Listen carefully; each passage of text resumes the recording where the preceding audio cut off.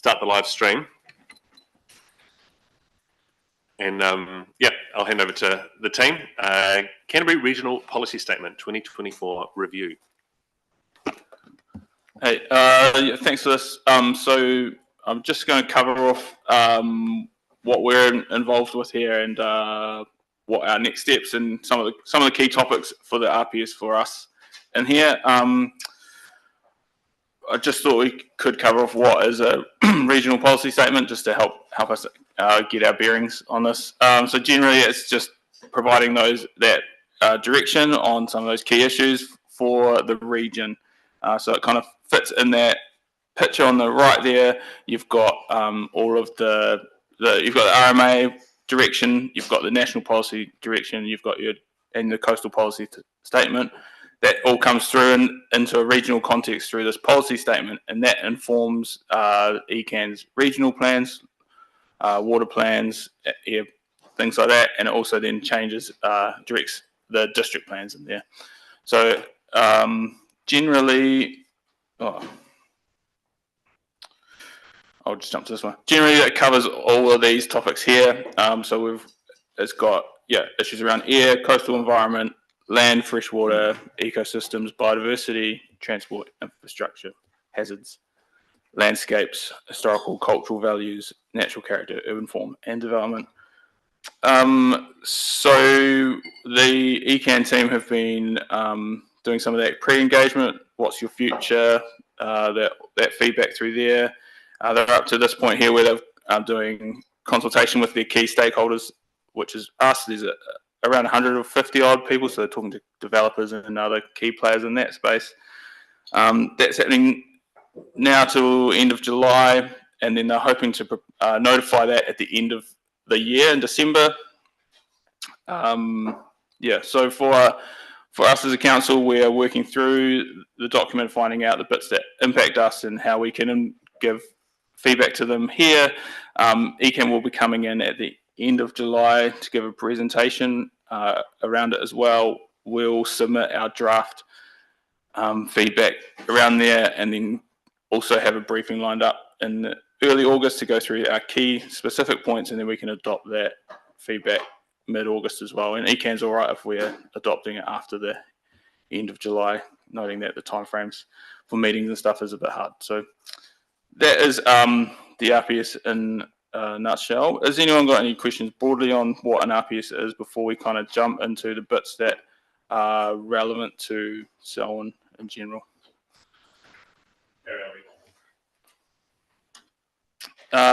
So the policy team mainly has been working through the sections of it, and maybe you've had a look at it as well.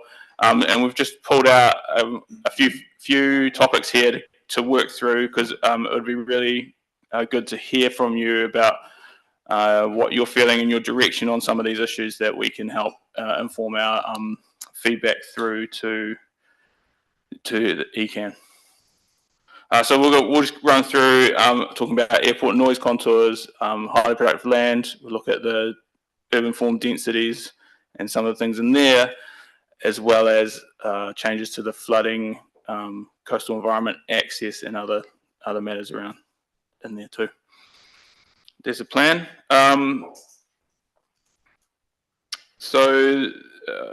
Airport noise contours. So airport and ECAN have been working through remodeling the contours, and they have, I think they've agreed what contour they're going to use. On the picture there, let's try and talk this through. So there is a sweeping, can I point? No. There is a sweeping original one, which I called the pterodactyl wing, that sticks out, and that comes out further into Rolleston at the bottom there. The new modelling has shown it to kind of decrease a little bit there because of how they land their planes, and so it has moved in from the original one towards Whedon's Ross Road, but has added the extra flicks at the top towards West Melton to recognise where the planes are coming in from there. So the direction seems to be that, I'm I'm going to have to restart this computer. We'll see if I can avoid that. No? All right, we'll see if we can do that. All right, so the direction there has moved it away from Rolleston a little bit, and also but pushed it up towards West Melton, but not touching West Melton. ECAN have proposed an alternate approach to the airport noise contour, where currently it says avoid, and we're saying it currently it says avoid, and the proposed one is looking at managing those noise sensitive activities within that space. So currently, if you wanted to put a house underneath the airport noise contour, we would have to sort of say no, unless it's say no. But the proposed one would be to say yes, if you can do certain things, attenuation, that the likes, then you could get around that.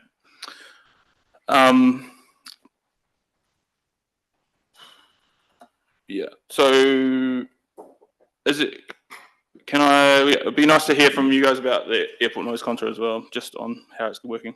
Cool. Airport contours. Mayor Phil and Dan and I met with the airport chair and CE a month ago to discuss this. It's a big problem for Kaiapoi and where the contours fly over Kaiapoi. It also restricts building down Memorial Ave and connections into the airport around housing density. And one of the key reasons that the proposed MRT route didn't have a line that went out towards the airport, because we couldn't get the housing density there. Phil and Dan and I all want to see the protection of 24 hours operation at the airport, and so we back the airport on wanting to have that, but we don't think that should restrict housing activity underneath the airport contours, as Ben has said. If there is the ability to lift the sound protection for those living in those homes particularly. Dan and Phil are wanting to have the airport and councils agree on the approach to ECAN on this. I'm open to that, but I just think we want to be careful about agreeing things with the airport and who may have some different motivations than what we do, and let the process be the process rather than us coming to terms with the airport ahead of times. But I'm keen to get some feedback on how you'd like us to approach that politically, as well as through being in our submissions into the space. But that's just some other background of conversations that's been going on. Elizabeth. Sam, just wondering, airport contour noise, is that stated on the LIM document so people can understand at the time of purchasing that their property, whether they're buying a blank canvas or buying an existing house, that it's part of that contour? Yeah, in Selwyn, because it's there and it's a void, there's no houses currently under the operative one, and so then this new one proposes moving it further off that, so there's potential space there for houses to go if that changes, and the only other bit would move up into that space up into West Melton. So we're looking at those rural properties, but it probably should be triggered on the LIM somewhere, and those new ones would have to be triggered up eventually. Yes. The existing contours are within the district plan, and so they are shown on the LIM. Yes. Yeah, it's interesting. The airport noise contours have been a major factor in the development of this community. The Foster family spent a lot of money challenging the contours some years ago to allow the development we've now got. That's got us where we go to.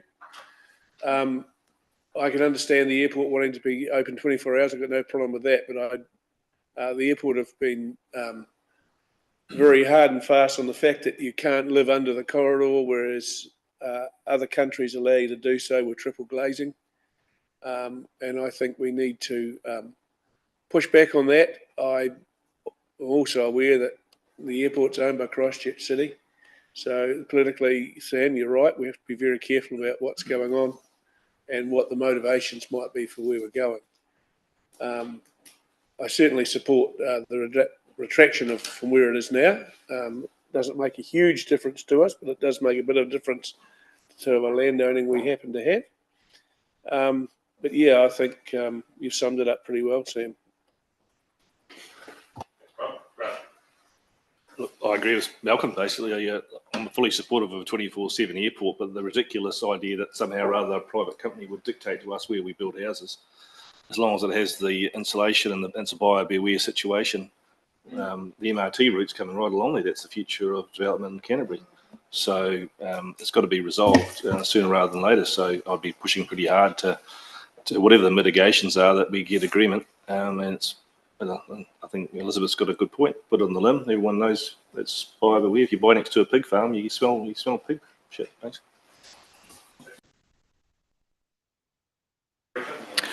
Yeah, so I think currently we can comment on either both of the change in the line as well as the policy to say manage rather than avoid. And so, yeah, we can continue to support ECAN's position on that. We'll have to think about if we need additional evidence to help support that, but we can cross that bridge. But yeah, that's good direction on that. Yeah, so in the RPS, ECAN have outlined how they are going to approach highly productive land. The MPS HPL had an interim definition on highly productive land, and it left ECAN to figure it out how it applied here and what other methodology they used. This is pretty much the best map we can get at the moment on HPL, and I've got outlined a methodology, so we can provide direct input onto the methodology, and Rachel might be able to explain it better than me, definitely. So do you want to cover the methodology, and then we'll talk about it? All right, so the methodology has basically 4 parts. So the first bit was taking it straight out of the National Policy Statement on Highly Productive Land, starting with land that is zoned rural and has not already been identified for future urban. And then of that land,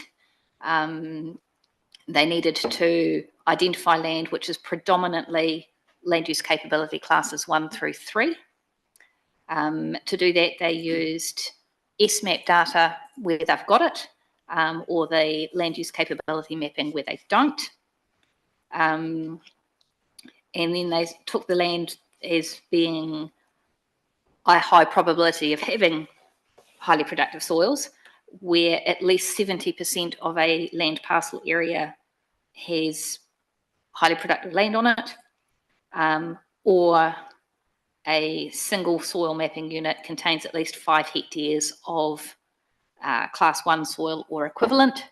And equivalent, they've just done a bit of a mathematical exercise where class 1 land is multiplied by 1, class 2 land was multiplied by 2/3, and class 3 land was multiplied by 1/3, so that the lower down the capability class it was, the larger the land needed to be before it was considered to be 5 hectares equivalent.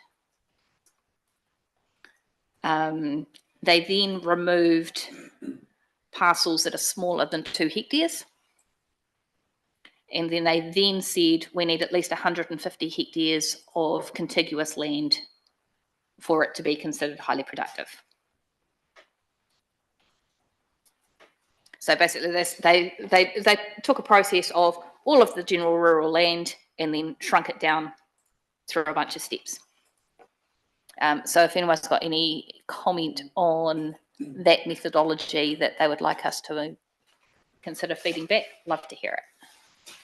Thanks for that. I think there's something about the size that I don't know that they're getting quite right, and that 4 hectare blocks that we've got aren't particularly productive, and to class them as highly productive, I think there's an alternative view as to where that sits, and so I'd like us to consider how we would share that view with ECAN. That would then mean our old inner plains lines come into play a little bit more, where land has already been cut up to below well, 40 hectares now as our limits, but the old 20 hectares, when it's below that, I find it very hard to see how that becomes highly productive. Happy to hear what other people have to say on that as well, but I think we need to at least ask those questions. Grant? This meeting's timely. I was at a meeting last night of a land user group where they talked specifically about this issue. Real concerns, particularly using the soil chemistry to identify highly productive land. The feedback from the land users was the key criteria for highly productive land is the ability to apply water and a nitrate load associated with it. And I see some of the developers have even taken that view up and submitting that the soil chemistry land use one may be highly productive, but the fact that it's got a low end load and no water associated with it means that you can't do anything with it. And so, particularly if I put my Central Plains water hat on, a lot of that land now on a per hectare basis financially is generating a lot more income than the HPL land you identified in this block. So using a straight soil chemistry approach might not be the best outcome, particularly when we've got land parcels around our growth townships, which are probably never going to see vegetables grown on them again. I see that highly unlikely, and you're going to end up with a whole plethora of small blocks not being developed and seeking to have further development further out. So I haven't got an answer for you, but certainly the land users themselves are going, is this the right way to identify highly productive land by soil chemistry only?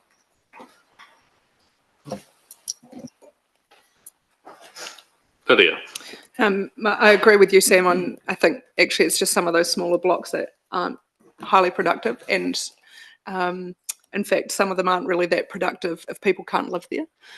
So if they're having trouble building a house on those smaller blocks, they could actually do something with them. But if they can't live there, they can't necessarily. And I think it's those existing blocks that we see. And what was our inner plains is the issue there. Thank you. Sophie? I can see the points that have been made, but I feel like that's just taking that kind of view is basically just opening the door to incrementally go building further and further out anyway, because once you've got more development on that small block, then you get more blocks around it, and then, oh, they're not productive anymore, so we'll build on those. And then gradually you get more and more low density building on what might actually have been highly productive land. And sometimes whether or not it's productive depends a lot on what you're trying to do there. And I know I'm not a farmer and I haven't done anything like that, but I think back to what my grandparents did. They had a really small block and they managed a really successful horticultural business out of there for a long time. So it's like, on the one hand, I can totally see that it's kind of like if we say, okay, little blocks aren't productive anymore. That literally is the choice of the owner. If they choose to build a house on a lifestyle block and all they want to do is mow the grass, then that is actually their choice. That doesn't mean that the soil doesn't have the capacity to be highly productive, and the next owner, when they've gotten fed up of mowing the grass, might actually do great things with that same block of land. But if we've allowed it to be built on, then, well, it's gone. Thanks, Sophie. Malcolm? Yeah, I'm like what Sophie's been saying. We are seeing an upsurge in smaller horticultural units being put together on 4 hectare blocks that are highly productive. I would hate to see highly productive land on the outskirts of major urban density on transport routes not being able to be used and being put into housing. I think if you take that argument, Christchurch will join Rolleston. I think, okay, there is some land between Christchurch and Rolleston which is not highly productive, but there's a lot of other land that is. At the moment, we have a stranglehold on vegetable growth by the major supermarket chains, and that is meaning that people's like our Mr.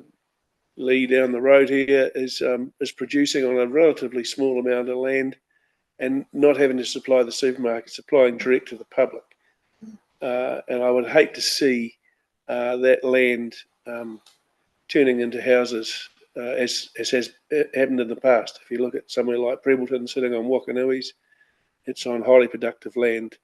The irony in Lincoln is that those who have been opposing subdivision in Lincoln are sitting on highly productive land.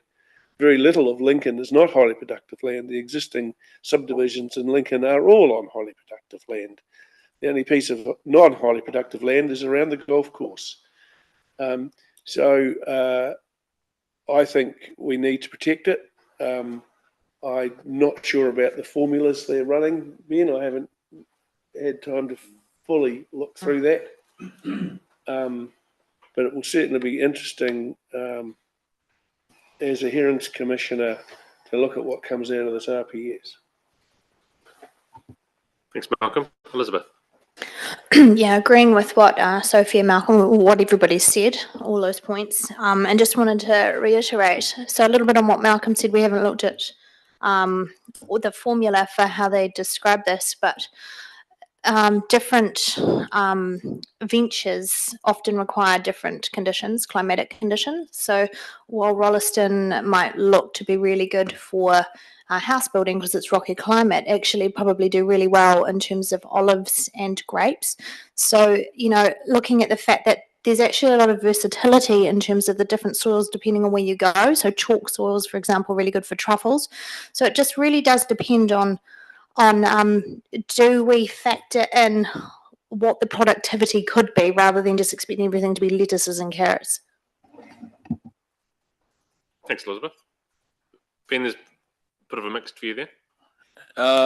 Yeah, I'll try and summarise. I think what I'm hearing is that the use of straight LUC classification may not give us the right answer when we want to consider water usage and other potential uses of land, other agricultural activities that may, horticultural activities that may use lower class soils that may still be productive.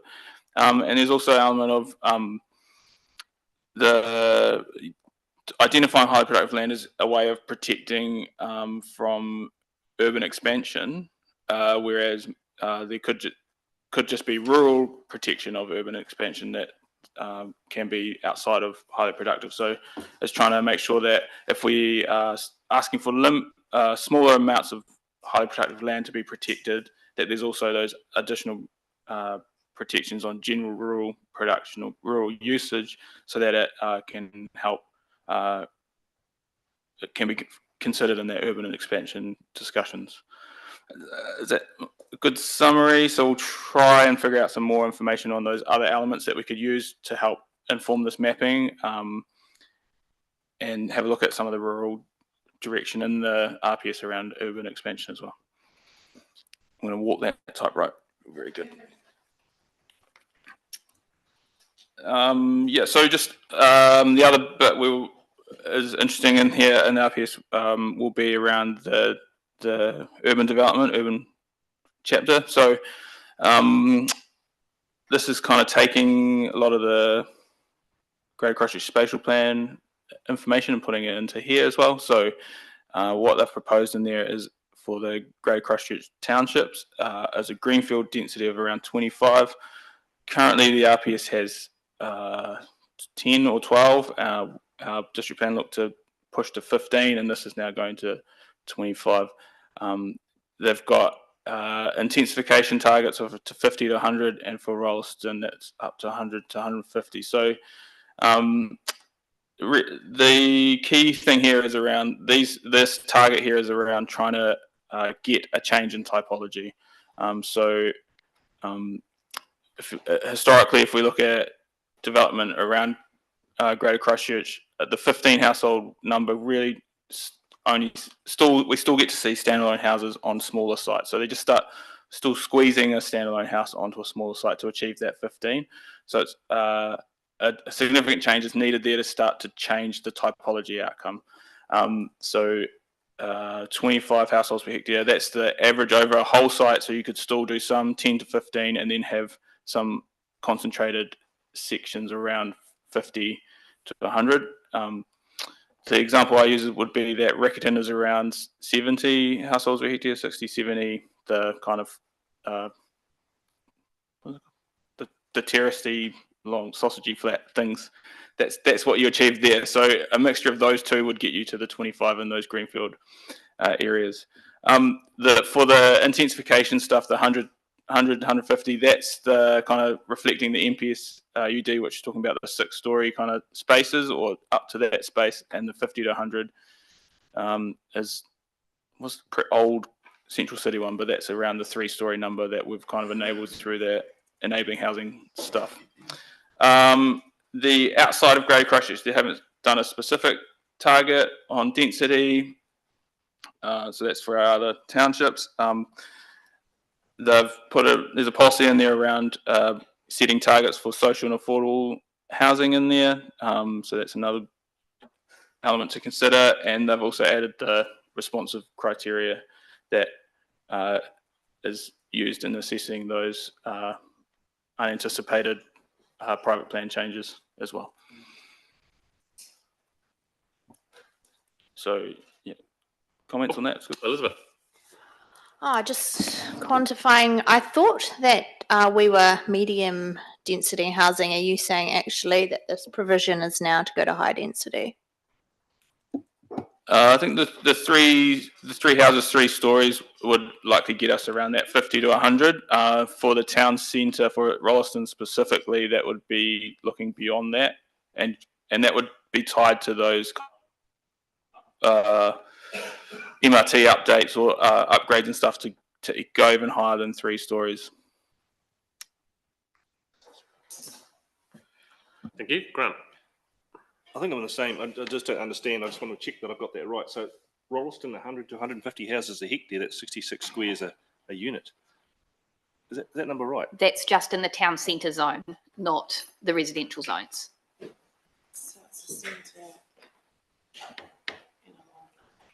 So we've got a defined area that we're applying that to. It's not the MDRS area, it's another defined area again.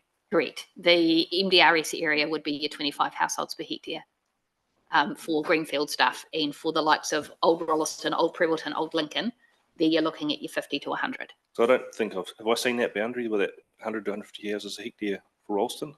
That's just, there's no one in Lincoln, it's just Rolleston. It's the town centre zone in Rolleston that it would apply to. Okay. Thank you. Thanks. Yeah, so if you do 6 stories of a 50 square metre house, you can be on one site and have 6 houses. So that's, yeah. In Rolleston, maybe I'm a bit, I've been accused of being stale, male and pale this morning already. So. It is significantly different to what has currently been in there and what is previously done. It is ambitious.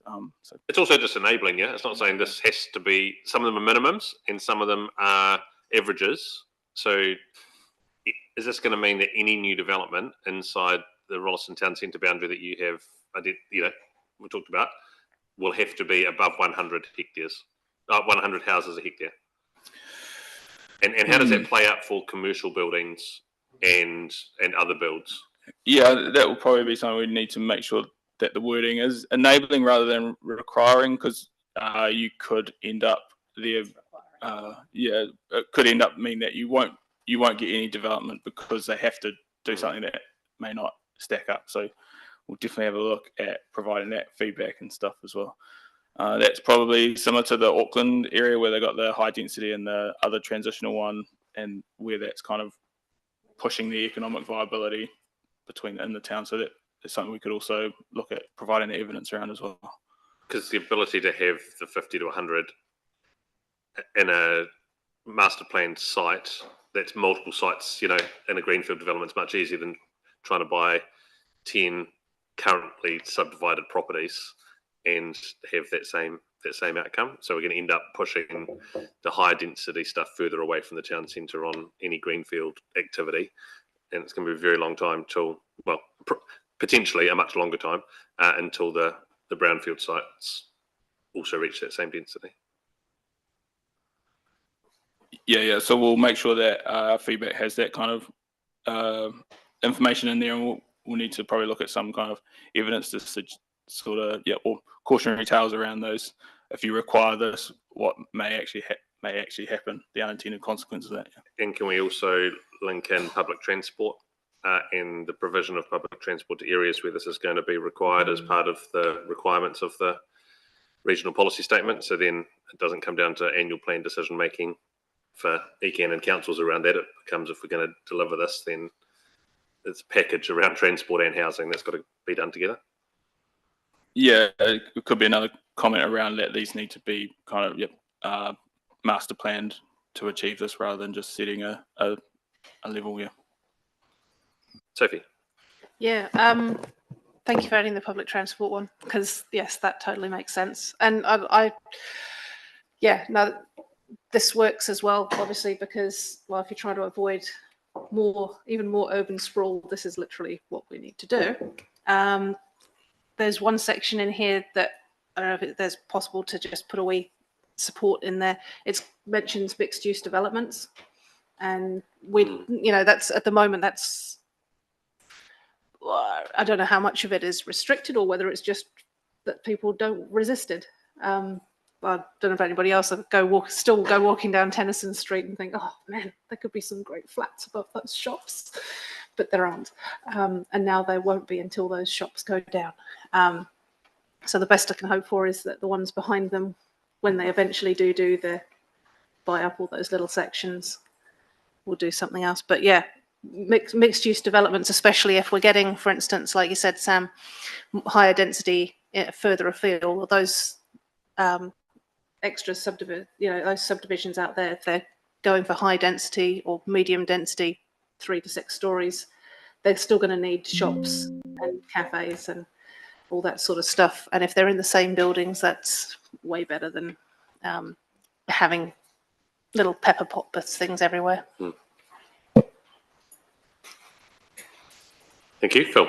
Just looking at that 100 to 150 houses per hectare, it's like, it's Auckland, it's Wellington, it's, these high-rise apartments, and we've seen what's happened in places like that, and there's a whole bunch of stuff that comes with it, like what does the alcohol environment look like? What is the public transport, not just buses, but, taxis and everything. We don't... Ross's got a long way to grow, sociologically as well as physically. And it's and then AF8 just bubbling away in the background. We need to think about things like what are the upper limits of some of these buildings that we should allow to happen, and the mechanisms behind how they're built and all that sort of thing. It's and that's a scary 150 numbers. It wasn't until Grant says 66 square meters per section, per house. So you can go, wow, it's pretty scary stuff. Interesting stuff, not scary, interesting. Yep. Thanks, Phil. Ben. So I think we're saying that these targets are good if there's some kind of more stuff put around it, that just sort of saying a number is not going to probably achieve what we want to achieve. There's a lot of other things that should be factored and considered rather than just saying achieve this, walk away. We'll keep going. Did you want to talk about social housing? Did anyone social and affordable housing target, if that comes through, there wasn't a percentage on that, it was just that they want to set something in there, so I'm not sure how it all plays out in there, but is that no comments on that? Or we should be supportive of that. That's the discussions we've had around the council table about enabling that to happen. Again, it hasn't been that council should provide it, but it's saying when we do have new housing developments, that needs to be an element considered in the Greater Christchurch Partnership. Nicole and Lydia have been a part of suggesting that is a key part of the future for Greater Christchurch. Sorry, are you wanting us to give you your blessing to go ahead with the high density, higher than 3 stories high for Rolleston? Is that what you're trying to get from us today? They're just if that's where that sits for you as well. Yep. Yeah, so we can provide that feedback. I think it would be a hard sell for the community for Rolleston. Understandably, maybe bigger cities like Auckland and Wellington, sure, because they've already got high-rise buildings that are business. So it would be that the houses are bigger than the businesses, and I don't think that's and we are a very small place. We're a town. We're not a city. I think that it would probably create a mass exodus of people, and this would become a a lower decile community here. So for me, I think it's probably a reasonably measured no to going above medium density. Other views around the table? I think it's an area we have to go to. It's not saying, you know, the Rolleston that we've got now is full if we don't do something different. And the typology that we're getting in housing at the moment isn't going to deliver good social outcomes, because we're just going to end up with wasted land on small, tiny parcels between homes. And the infrastructure costs for us as a district are only going to climb if we continue to have less connections per kilometre of pipe than having much more connections per kilometre of pipe. So the affordability of actually living here will increase as we go up. And yeah, so I think as targets, we need to enable this type of development. Nicole? Yeah, it's interesting to talk about what the housing typology should be here. It's so when I moved here in 2008, and the spatial spatial plan for Rolleston had going down to Selwyn Road. That seemed like a long way away. We are now, well, we are already at Selwyn Road, and so where do we stop? And we've had the whole process with GCP, spatial plan hearings and all of this. This has all been stuff that has gone through processes for us to start going up, not keep going out. And it would really be a rolling back to say that we were just going to stick with what we've got at the moment. We don't have the land to keep going outwards. If you stand in Selwyn Road, you can look across to where the Sprigston and Lincoln are. I mean, that's really weird to see how close we are, and where are we going to go? So I support what's being said here. I don't think it's anything that's come out of the blue. This has been a whole process to get to where we are. Malcolm? Yes, I support the greater density. We have, unfortunately, by not enabling greater density around our town centre as we have it now, seen development and unit titles go in, which could have been two-storey housing. At the moment, as somebody's quite rightly said, the only way you can put it is on the outskirts, and it is starting to happen. I believe there's a subdivision on the outskirts of Rolleston now that is going to more medium density. We need medium density in the centre. We need it where people can get on the bus. We need it where we can get economies, and if people don't want to live in medium density, they don't live in medium density. We cannot look backwards. We've got to look forward. When you look at the immense amount of growth we've had in this community alone in the last 10 or 15 years, that I do not think is going to stop. We have to look to build our future city, not our past township. So I do believe we need to have the ability for the town centre to go up in height, and not only in Rolleston. I think we need to think about the likes of Lincoln, which had a population ceiling of nearly 15,000 people, which will end up in at least 25,000 people. My own community in Prebbleton has now got 5,500 people. I can see that being 10,000 people. And we need to be putting some medium density in the centre of those communities to give people the ability to live in a smaller property on a bus route to live for the future. Thanks, Mark. And it's that long-term future that we need to keep our minds on. Like, what does someone look like at 300,000 people or 500,000 people? And how do we start to enable some of that thinking now and set that direction for us? Yeah, we're 80,000 people, but it's come up really quickly. So how do we set that long-term direction, Malcolm? Thank you. Sophie?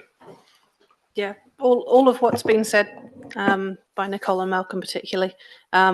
If we don't support this, then we're basically saying we want our townships to stagnate and become a dormitory suburb for the people who could afford a single-storey house on a relatively large section.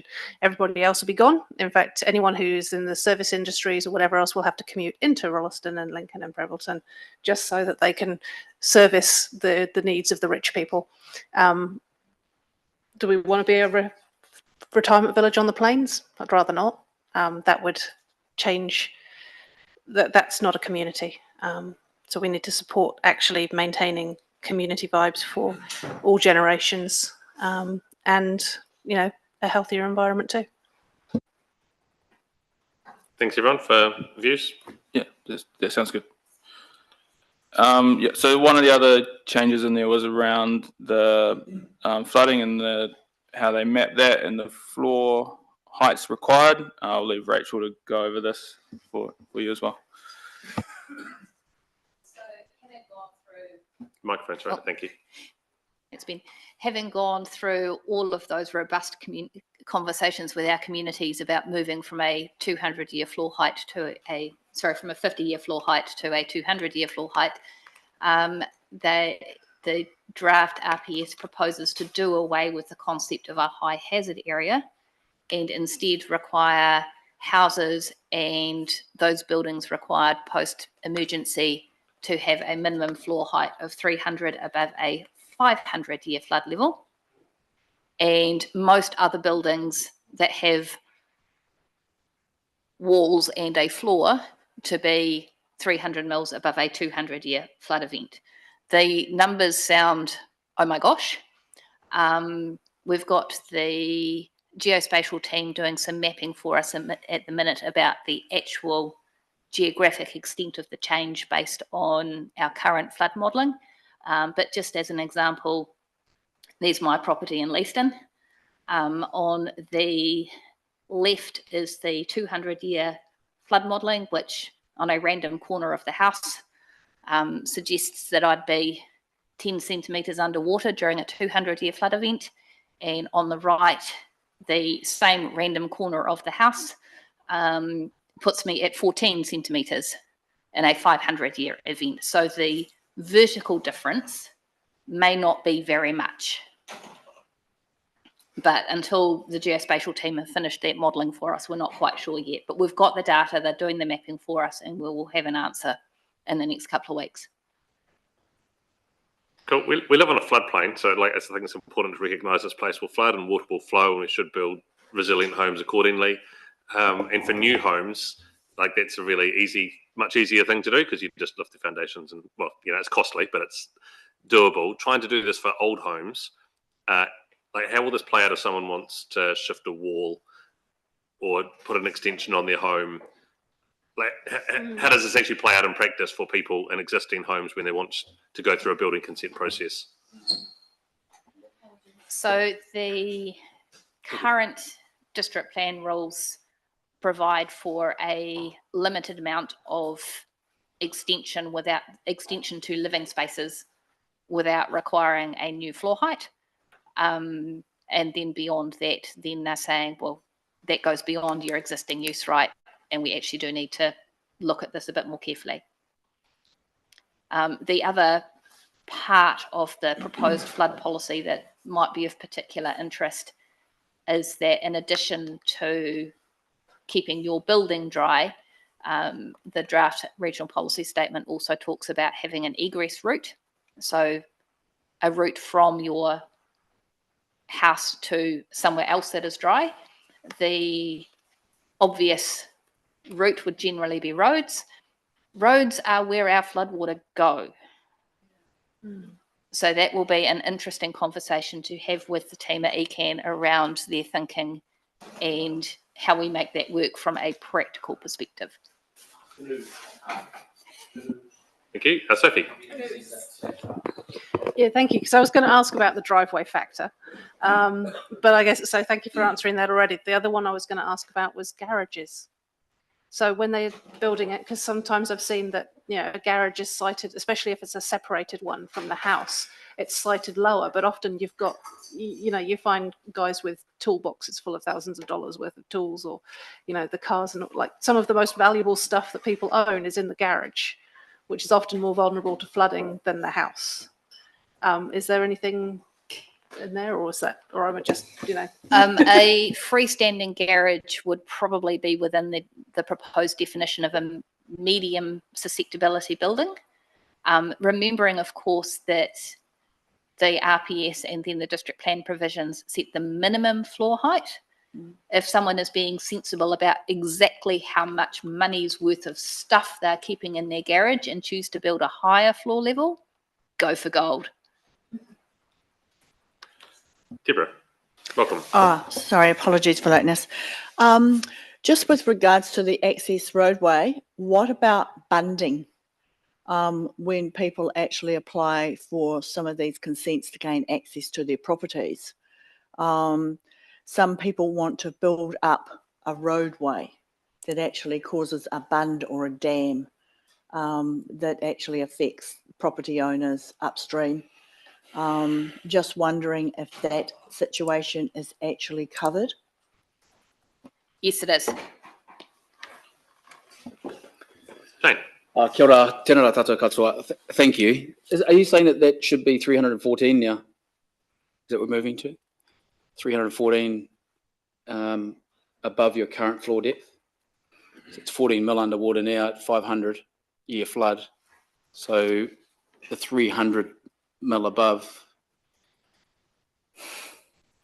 So, well, sorry, I was just asking the question. Yes. Because... So if my house was ABS site and I was building new and I wasn't, okay, that house is fine, it's on piles. So at the moment, the district plan would require it to be 400 above ground level. Yep. So the 100 mils of flood plus 300 mils of clearance. Yep. It would be proposing that it be an extra 40 mil higher. Okay, thank you. Understanding that the RPS is 10-year outlook for regional councils to manage resources and that sort of thing. When would it be proposed to come into effect? How does that affect everything? Based on our experience, yep. If they notify in December this year, it would probably be around 2027 that we got decisions. So, yeah. And then we would then need to be looking at our district plan against whatever the regional policy statement looks like at decisions, and therefore make some calls about what sort of changes we would need to make to our district plan to give effect to the regional policy statement. Yeah, thank you for that. I was just thinking about not only private but council operational expenditure as well, capital expenditure, and how that affects that by that period of time and delivery. Thank you. Sophie. Sorry to come back. I've just noticed reading through the chapter again. The section there about campgrounds is, I missed that the first read through. But so no new campgrounds to be located on land that's susceptible to flooding in a 500-year event. That's basically going to put... That's basically all of Selwyn. Yeah. So basically no more campgrounds. And is there anything... I mean, they've got nothing about retrospective for existing campgrounds, but that's... I don't know, that's actually quite massive, because I get that traditionally a lot of campgrounds are basically flood-prone land that nobody wants to do anything else with. But that basically means that's it. If those get washed out by a large flood, then we can't actually replace them anywhere. I don't know if that's worth mentioning or asking that they change that. We couldn't relocate them somewhere else. We could rebuild them where they were if we thought that was a flash idea. So I don't know if it's worth saying that might be a bit extreme for a campground, given that it's quite transient and not permanent accommodation. And fairly low capital intensive. Yeah. Throwing that out there. And if we're thinking about the long-term future, 300,000 people living here, the number of people that want to visit and stay, and camp rather than pay for hotel accommodation and other things, we would want that option left open to the district, I would think, rather than shut down. Elizabeth. Hi, just going around the community, obviously there's a few varying different things in terms of people's builds. There are some people who are still building on concrete slabs very low, and there's other people who've been recommended to go quite high in piles. Given that this is not currently a part of our district plan to include these new stats, how are we going about as council to try and encourage people to build sort of more future-proof in terms of their floor heights? So that's the moving to the 300 mils above a 200-year flood event that we're doing now, through the requirement to, talking just on the plains here, talking through with the requirement to obtain a flood assessment certificate as part of the building consent process, so that we can ensure that the buildings that we are constructing now at least have a reasonable chance in a 200-year event. And in the event that the draft RPS comes out with a requirement for a 300 above a 500-year flood event instead of a 200-year flood event, I would envisage that the process would be fairly similar to what it is now. It's just we've changed the baseline. Sweet. So once we've got that spatial data done, that will be part of our feedback back to the ECAN on this as well. So you'll be able to see the impact across our towns, across the district, and then that might help inform your comments as well later this month. Just the last kind of elements that were thought about that key for us is the providing or not providing access to the coastal environment. I think that's in line with the New Zealand Coastal Policy Statement. Vehicle access to coastal environment. There's a biodiversity target around a 10% across the district. We just want to clarify what they mean. Is that additional 10% or 10% total, or how it's meant to work? But that's kind of out of the national direction on Indigenous biodiversity, and the high hazard element has been kind of taken out as well. So, and anything else from you guys that you've read through and sort of had comments or thoughts or as well, it'd be great to grab that. Sophie. Yeah, I've got an anything else. I'm just wondering about air quality, because they don't have any monitoring stations in our district at all. And they're certainly in winter in Rolleston, air quality is absolutely shocking. I'm not so aware of what it's like in the other townships, but between State Highway 1 and the old fires and everything else, and ever more quarries, like I feel like we're a bit on the outside of the air quality chapter at the moment. It's almost like, no, we don't need to do anything because we're not measuring it.